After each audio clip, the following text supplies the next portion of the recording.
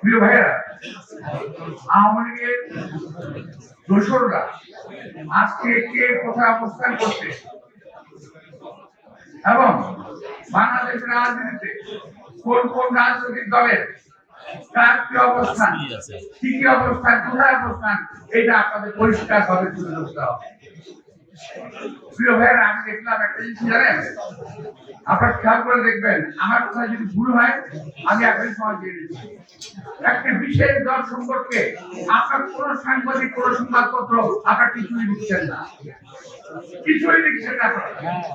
শুধু লিখছেন কিন্তু বিএনপি সম্পর্কে যতটুকু পারেন সব ঘুরিয়ে ফাটিয়ে বাড়িয়ে দিচ্ছেন, কিন্তু আরো কিছু আছে তো, অনেক কিছু পর্দার অন্তরালে অনেক কিছুই ঘটছে, আপনার কিন্তু লিখছেন না। আপনারা লিখছেন না কোন ব্যবসায়ী হেলিকপ্টারে কে বেড়াতে যায়, কোন ব্যবসায়ী কাকে কত টাকা দেয়, কোন ব্যবসায়ীকে। আজকে আমাদের অনেক রাজনৈতিক দল পৃষ্ঠপোষকতা দিয়ে বাঁচিয়ে রেখেছে, যাদের নামে হত্যা মামলা থাকার পরেও একটি নয়, এই ঘটনার পরেও অনেক ঘটনা রয়ে গেছে।